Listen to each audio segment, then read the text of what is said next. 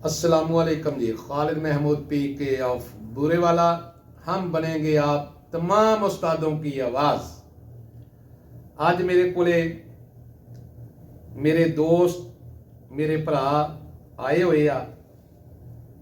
वकार डोगरां वाली लाड़ चो आया होया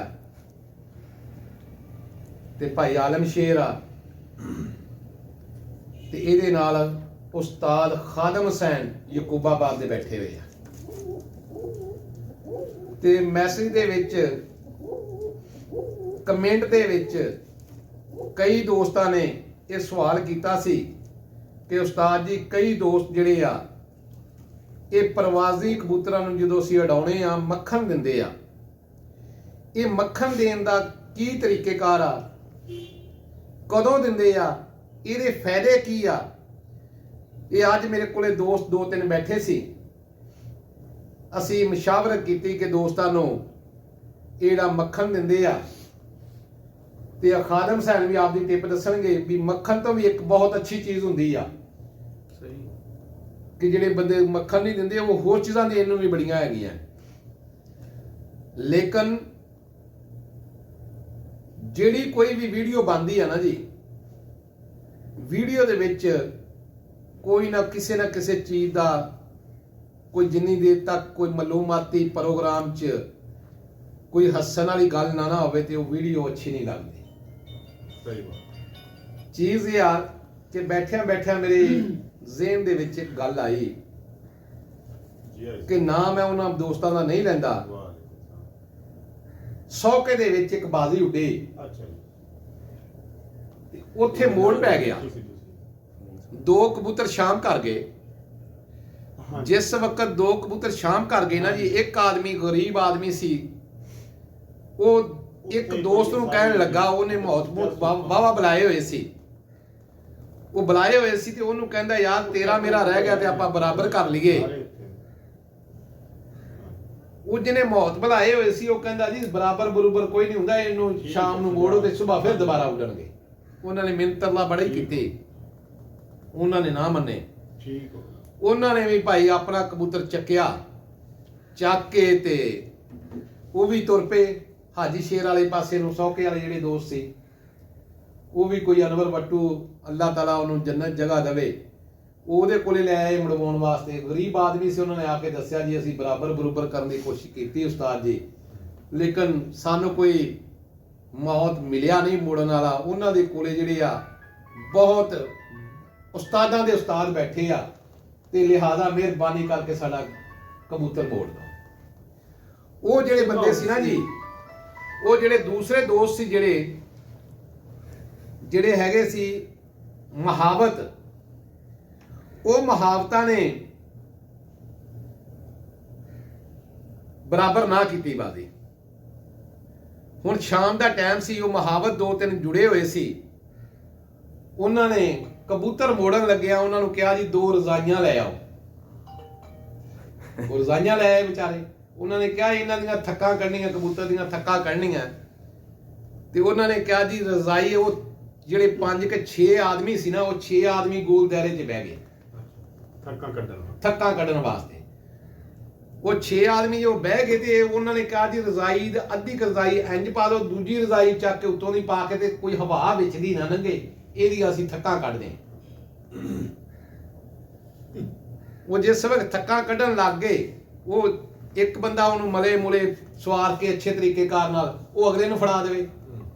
वो अगला जिस वक्त उन्होंने मले मुले हर चीज करे वो अगले नूं फड़ा देवे। एक आदमी दे कोलों कबूतर मर गया मलदियां मलदियां।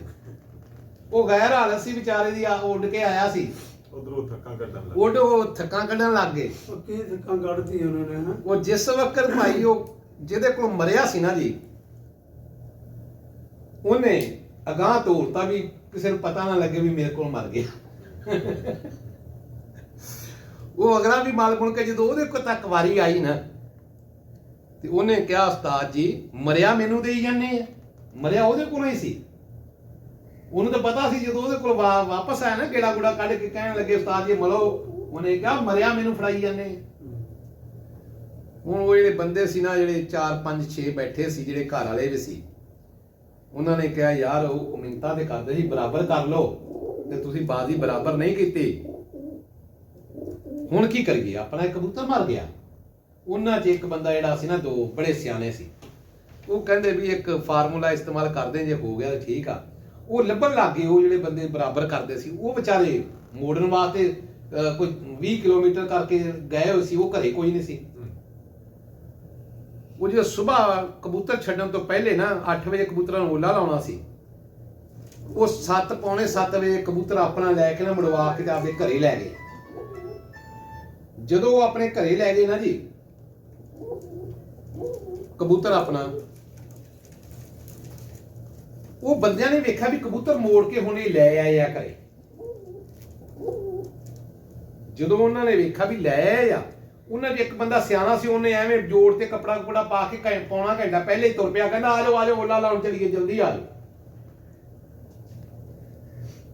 ਉਹ ਜਦੋਂ ਉਹਨੇ ਗੱਲ ਕੀਤੀ ਨਾ ਵੀ ਆਓ ਜਲਦੀ ਮੋਲਾ ਲਾਈਏ, ਅੱਛਾ, ਉਹ ਹਜੇ ਤਿਆਰ ਹੋਣੇ ਸੀ, ਉਹਨਾਂ ਨੇ ਬਦਾਮ ਬਦੂਮ ਦੇਣੇ ਸੀ, 20 ਮਿੰਟ ਲੱਗਣੇ ਸੀ।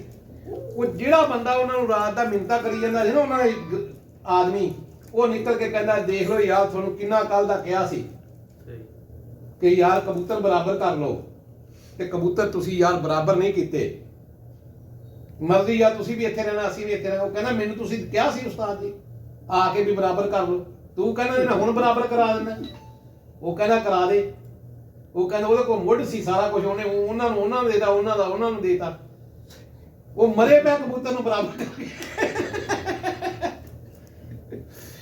ਚੀਜ਼ ਇਹ ਹੈ ਕਿ ਮੱਖਣ ਦੇਣ ਦੀ ਗੱਲ ਹੋ ਰਹੀ ਸੀ ਕਿ ਦੋਸਤੋ ਜਿਹੜੇ ਕਬੂਤਰ ਮੱਖਣ ਦਿੰਦੇ ਆ, ਕਈ ਦੋਸਤ ਖਾਦਮ ਸਾਹਿਬ ਬੈਠੇ ਆ, ਇਹ ਹੋਰ ਚੀਜ਼ ਦਿੰਦੇ ਆ, ਇਹ ਵੀ ਦੱਸਦੇ ਆ।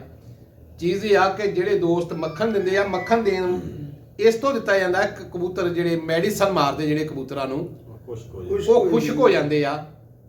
ਖੁਸ਼ਕ ਹੋਣ ਦੀ ਵਜ੍ਹਾ ਤੋਂ ਮੈਡੀਸਨ ਮੱਖਣ ਦਿੱਤਾ ਜਾਂਦਾ। ਮੱਖਣ ਨਾਗੇ ਵਾਲੇ ਦਿਨ ਦਿੱਤਾ ਜਾਂਦਾ, ਬਦਾਮਾਂ ਤੋਂ ਪਹਿਲੇ ਦਿੱਤਾ ਜਾਂਦਾ। ਨਿਹਾਰ ਦੇ ਕੇ ਕਬੂਤਰ ਧੁੱਪ 'ਚ ਨਹੀਂ ਰੱਖਣਾ, ਛਾਵੇਂ ਛੱਡ ਦੇਣਾ, ਅੰਦਰ ਛੱਡ ਦੇਣਾ, ਤਾਂ ਕਿ ਉਹਦੀਆਂ ਨਾਲੀਆਂ ਨੂਲੀਆਂ ਅੰਦਰ ਦੀਆਂ ਉਹ ਸਾਰੀਆਂ ਤਰਤੁਰ ਹੋ ਜਾਣ। ਕਬੂਤਰ ਨੂੰ ਜਿਹੜੀ ਚੀਜ਼ ਵੀ ਦੋਗੇ, ਦੁਬਾਰਾ ਕੋਈ ਮੈਡੀਸਨ ਮਾਰੋਗੇ, ਕਬੂਤਰ ਦੀਆਂ ਨਾਲੀਆਂ ਜਾਂ ਅੰਦਰ ਉਹ ਬੰਦ ਨਾ ਹੋਣ, ਖੁਸ਼ਕ ਨਾ ਹੋਣ, ਮਰੇ ਨਾ ਕਬੂਤਰ। ਮਜ਼ੀਦ ਭਾਈ ਆਲਮ ਸ਼ੇਰ ਵੀ ਆਏ, ਆਪਣੇ ਖਾਦਮ ਸਾਹਿਬ ਆ, ਇਹ ਵੀ ਆਪਣੀ ਗੱਲ ਦੱਸਦੇ ਆ। ਦੱਸੋ।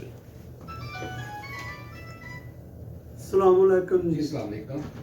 ਮੱਖਣ ਦੇਣੇ ਦਾ ਵੀ ਤਰੀਕੇਕਾਰ ਬੌਸ ਨੇ ਦੱਸਿਆ। ਬਹਰਹਾਲ ਸਭ ਤੋਂ ਅੱਛਾ ਤਰੀਕੇਕਾਰ ਜਿਹੜਾ ਅਸੀਂ ਜ਼ਮਾਇਆ ਹੋਇਆ, ਤੁਸੀਂ ਨਾਗੇ ਵਾਲੇ ਦਿਨ ਕਬੂਤਰ ਨੂੰ ਫਸਟ ਟਾਈਮ 10 ਤੋਂ 15 ਸੀਸੀ ਦਹੀਂ ਦਾ ਪਨੀਰ ਦਿਓ। ਹਫਤੇ 'ਚ ਉੱਡਣ ਵਾਲੇ ਕਬੂਤਰ ਨੂੰ 2 ਦਫਾ ਲਾਜ਼ਮੀ ਦੇਣਾ ਚਾਹੀਦਾ। ਉਹਦਾ ਤਰੀਕੇਕਾਰ ਬਹੁਤ ਅੱਛਾ ਔਰ ਰਿਜ਼ਲਟ ਬਹੁਤ ਅੱਛਾ ਜੀ। ਤੁਸੀਂ ਪਨੀਰ ਦਾ ਪਾਣੀ ਦੇ ਕੇ ਕਬੂਤਰ ਨੂੰ ਉਡਾਉਣਾ ਸ਼ੁਰੂ ਕਰੋਗੇ ਨਾ, 2 ਦਫਾ ਹਫਤੇ 'ਚ ਕਮ ਸੇ ਕਮ ਮਿਲਣਾ ਚਾਹੀਦਾ। ਸਵੇਰ ਨੂੰ ਫਸਟ ਟਾਈਮ ਨਿਹਾਰ ਕਬੂਤਰ ਨੂੰ, ਤੇ ਉਹ ਇਨਸ਼ਾਅੱਲਾ ਤਾਲਾ ਦੀ ਤਲਖੀ, ਉਸ ਕਬੂਤਰ ਦੀ ਅੰਦਰੋਂ ਖੁਸ਼ਕੀ ਸਭ ਅੱਛੇ ਤਰੀਕੇ ਦੇ ਨਾਲ ਉਹ ਦੂਰ ਹੋ ਜਾਏਗੀ। ਕਬੂਤਰ ਬਹੁਤ ਅੱਛੇ ਤਰੀਕੇ ਨਾਲ ਉੜਨਾ ਸ਼ੁਰੂ ਹੋ ਜਾਏਗਾ। ਤੁਸੀਂ ਇਹ ਮੱਖਣੀ ਦਾ ਵੀ ਤਰੀਕੇਕਾਰ ਬੌਸ ਨੇ ਦੱਸਿਆ ਜ਼ਮਾਇਆ, ਤੇ ਤੁਸੀਂ ਪਨੀਰ ਦਾ ਵੀ ਜ਼ਮਾ ਕੇ ਦੇਖਣਾ। ਅੱਲਾ ਖੈਰ ਰੱਖੇ।